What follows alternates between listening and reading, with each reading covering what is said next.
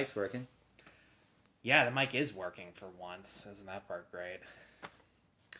What's going on, guys? I'm Guy Fieri, and we're rolling out. Hurdy, Today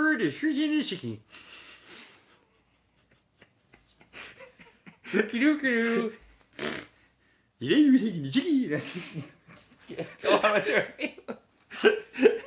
Roadrunner, a film about Anthony Bourdain, is no perfect movie, in case you haven't guessed. That was a perfect intro. That was great. I'm definitely keeping that in there. Good, please. As if me talking about Anthony Bourdain in a Guy Fieri shirt isn't going to piss some purists enough already. But you know what? These are the like cooking shirts that I have. I have like a Carl Ruiz hoodie or whatever, but I don't think Bourdain would have liked him either.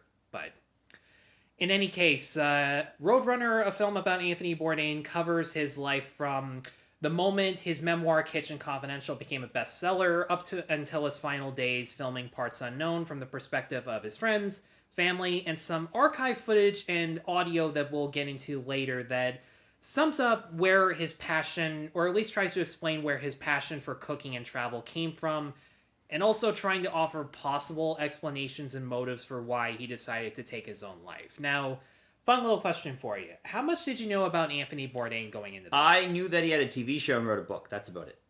Okay, I'm glad I'm not alone on this because I didn't know that much. I love cooking shows. I've grown a hell of a lot more respect for them during the pandemic. They're one of the things that kept me sane throughout the entire time.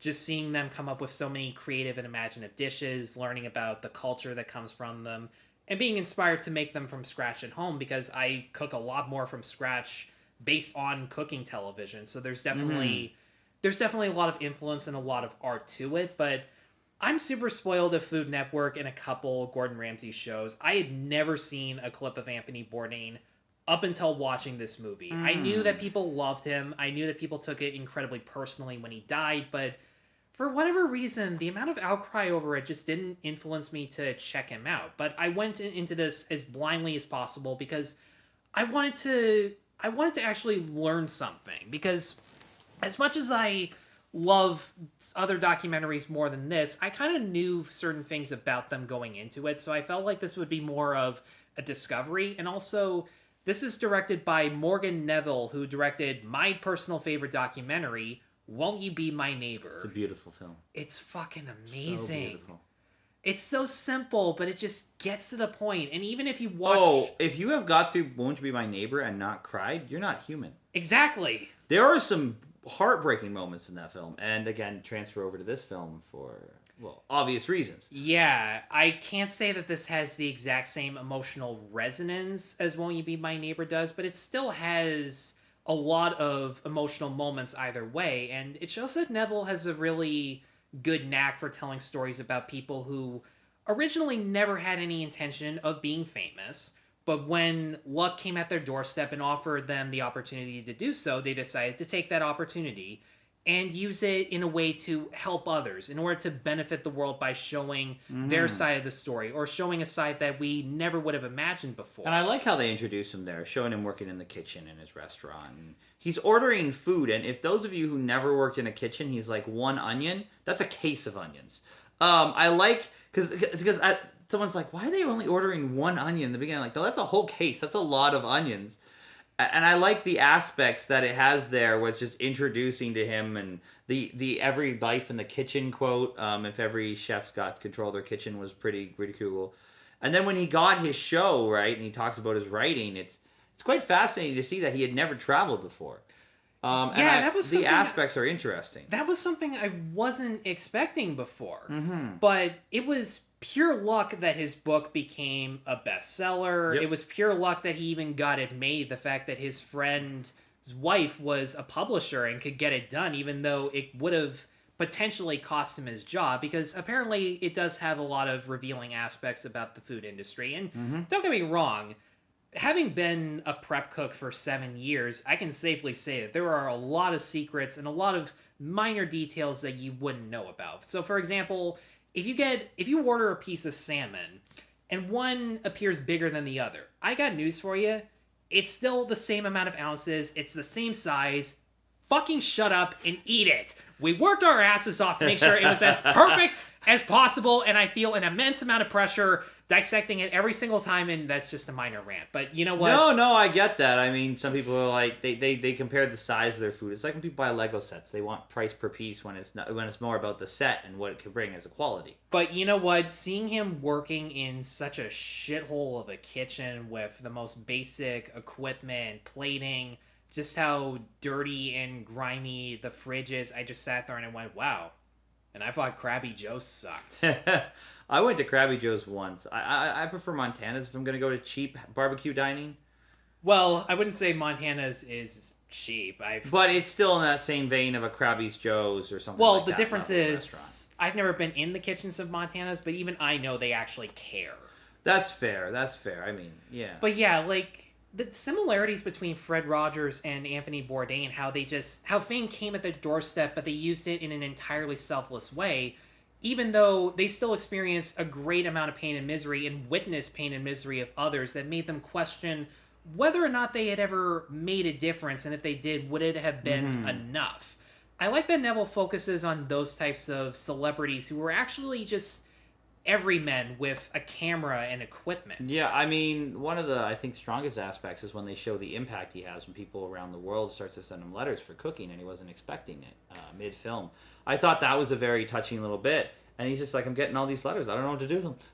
Exactly. His expression, like, it's so honest. And it goes to show how originally, and even during the last few years of his life, he probably wasn't even that confident of an individual.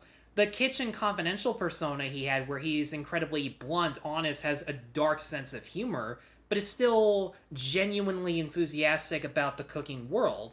You can sense that it's definitely a believable persona of his, but it's one that he doesn't share very often. He was a shy individual. You see those clips of him sitting down in Japan, not knowing what to say to his guests. Yep. You can make it clear that dude did not have it nailed down to the get-go. No celebrity chef ever has the personality down to the get-go. If you see early clips of Fieri trying to do his cooking show, or even the original Guy's Grocery Games episodes, it's actually painful to watch because they hadn't nailed it down. But like any good chef or any good travel host, the reason he excelled at it was because he didn't give up. He kept trying out new things just to see what he was good at, what he was bad at, and eventually that blunt persona of his eventually became his actual personality. And you got to give credit to the cast of the movie, because a lot of the cast and his supporting cast, people who directed and produced his show for many years, and his camera people, they really ran with his personality and made it work. They really made that work. They were scared shitless of the possibility of failure, especially when they just started out, because they saw the clippings of... They read his books, they saw his interviews, they thought they saw one side of him as being his only side, and it turns out they were absolutely dead wrong. I mean, if you were to bump into us on the streets, we would not be the way we are now. I'm a little angrier in videos. Yeah, you especially. I usually hype up my personality a bit, so. And I'm trying desperately to do that, but I can't get it down. You don't have to. No one ever asked you to. I know, but like I'd like to, and part of making these videos is part of wanting to do something that you don't normally do in regular day life. I don't have that many opportunities to talk as in-depth about movies as I would in front of this iPad, but I have this opportunity, and now's a great time to take it, and I struggle doing this by myself. I feel a lot more comfortable talking with you about Well, the Josh cast is something I like to do, but I'm just so bored of doing it by myself every day, just setting up the camera and doing the editing. I just don't...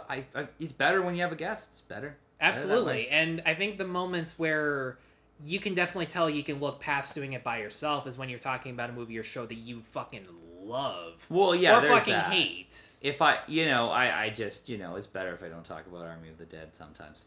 Absolutely. But yeah, jumping back into the movie, I think it's interesting when they jump into the show and they finally realize his personality. He's like, we got 24 hours of film. He's like, I don't know if we can get that fucking done. Like, he's so brutally honest in there. And it covers a lot of the show in the middle, which is fascinating, because I never watched the show. I've never seen the show. So for me, this is a really good look into how the show was made. It's a great behind the scenes. And it feels weird saying that he didn't give up on the craft considering the circumstances of his death. But when you see clips of him at his absolute worst in terms of performance or just overall behavior with his crew, he still has that perfectionist attitude that you need to be a cook. Trust me, I know.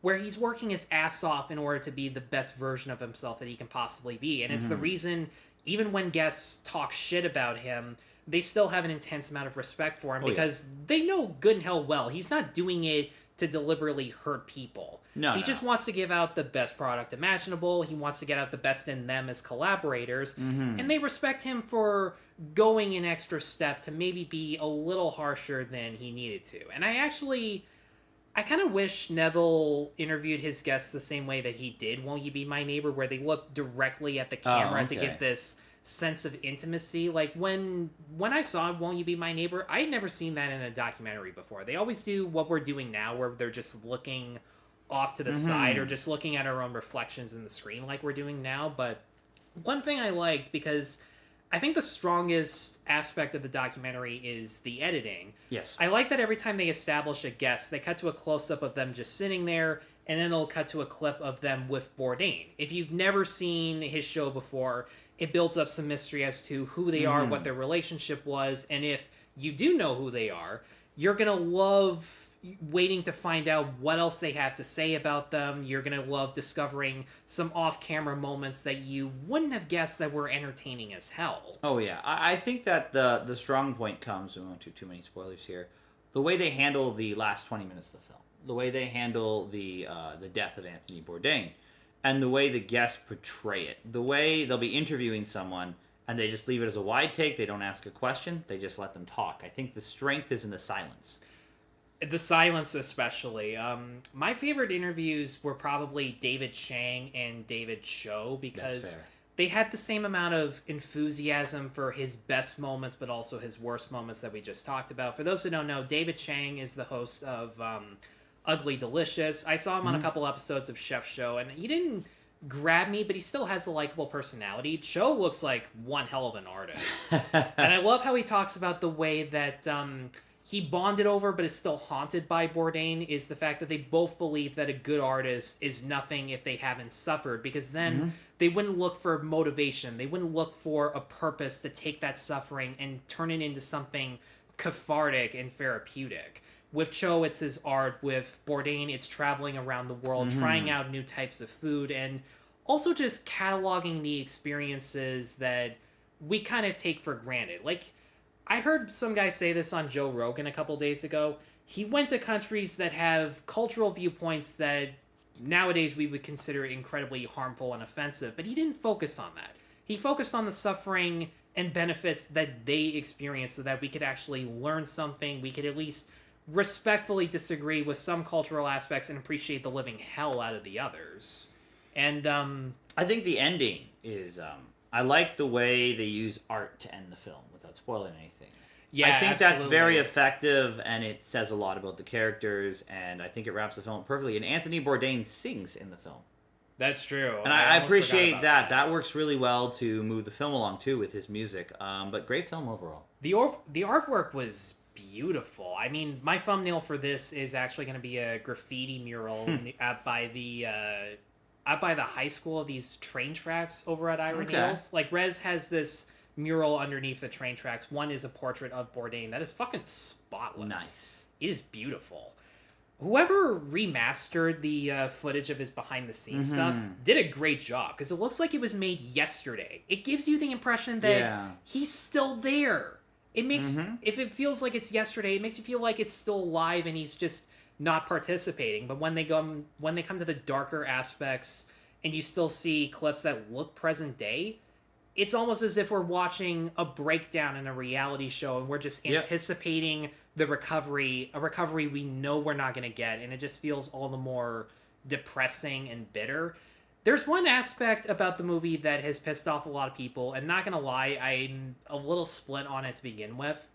All of those audio interviews that you heard from Bourdain himself talking about his own experiences, especially that one email he sends to Cho, where as you listen to him describe these depressed thoughts, you just sit there and you go, where the fuck did they get this? Because this just seems... From his phone, most likely, probably recorded them. No, Neville took the liberty of taking written interviews, articles, diary entries, among other things that had never been audibly recorded.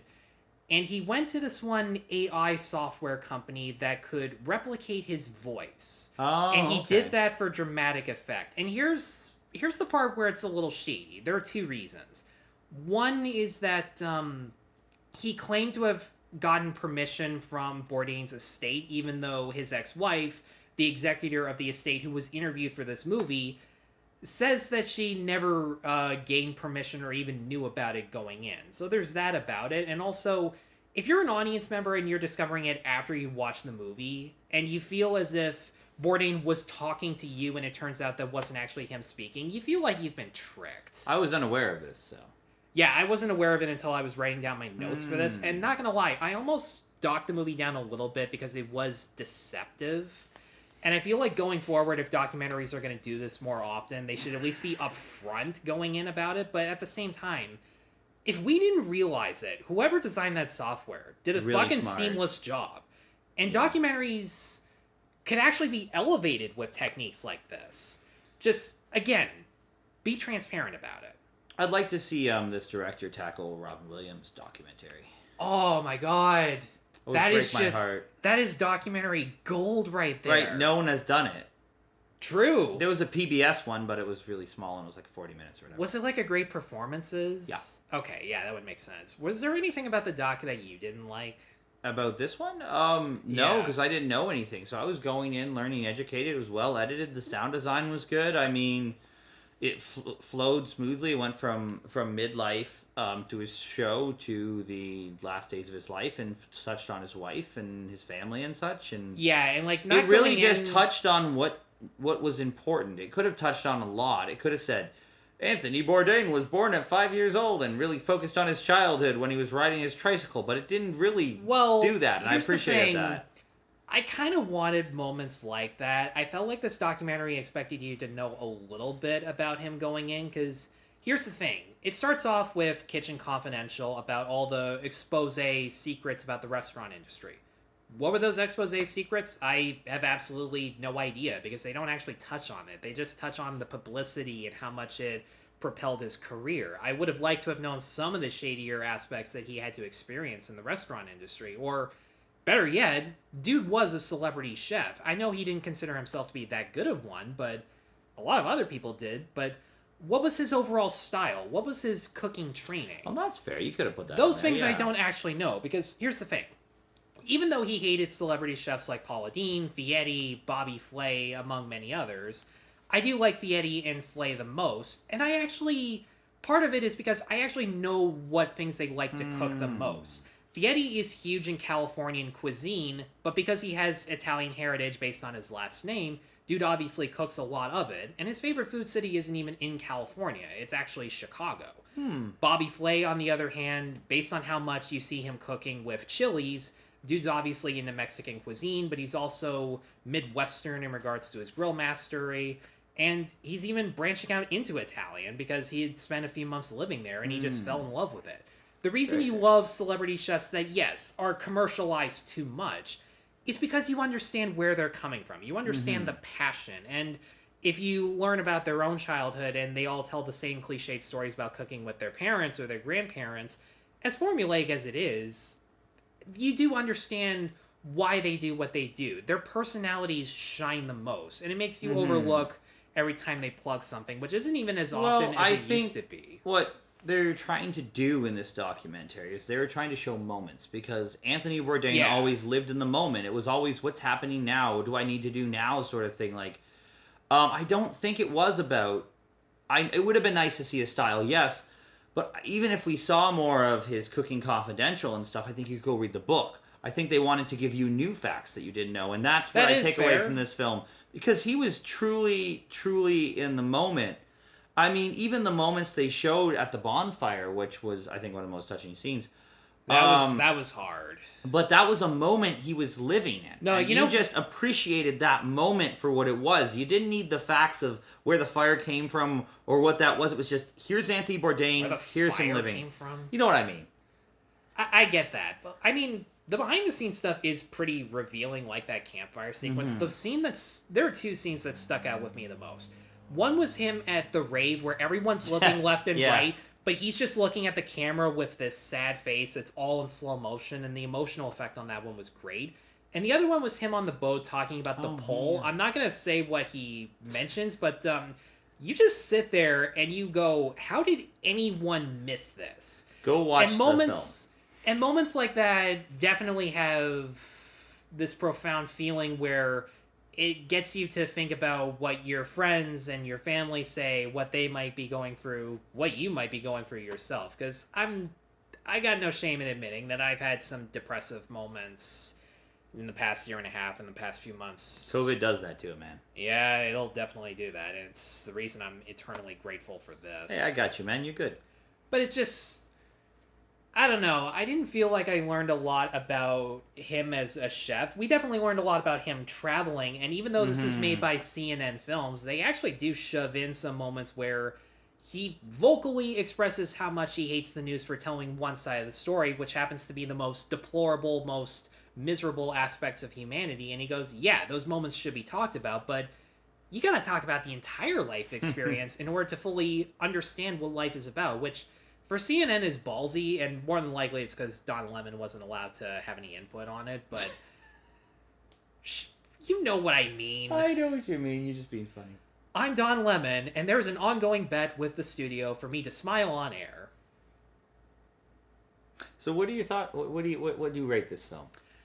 I was originally going to rate this a 3.5 out of 5 just because the things that they leave out stuck with me, but you did bring up some valid points about how it's not really about the cooking, it's more about the traveling, and it's more about him discovering things in life that we definitely could if we just put ourselves out there and do it. So for those reasons, I am going to give it a 4 out of 5. If it is playing in a theater nearby you, definitely check it out. This was actually the first sit-in theater movie that I went and saw. I didn't review it because I had an inkling that someone who worked there, I mean, I may have seen it, would have any idea about it. But in any case, if it's playing in a theater, definitely check it out. If you have it on HBO Max or Crave, again, check it out. Even if you don't know a ton about him, even though it leaves us some stuff that would have been interesting, it does give you a good idea as to what Bourdain was like as a person. Even though maybe trying to offer explanations about why he did what he did probably wouldn't have made any difference and wouldn't solve anything. But in any case, guys, thank you as always for watching. Thank you for joining me on this. It's so great collaborating in person with someone again. Definitely check out Josh's channel in the description below. We just did a video about our top 5 favorite producers. Yes, indeed. And tying into the subject of this video, we have a top 6 favorite documentaries list that was check that out. That was hands down top 5 videos we ever did. That was fucking That was a good video. And we talked about Won't You Be My Neighbor, and we both broke down, but it was worth it. That was a sad movie. Be sure to stay tuned for more reviews from us. Be sure to like and subscribe, and be sure to check out his other channel, Sharp Edge Cinematics. Take care. Have fun. All right, let's get out of here.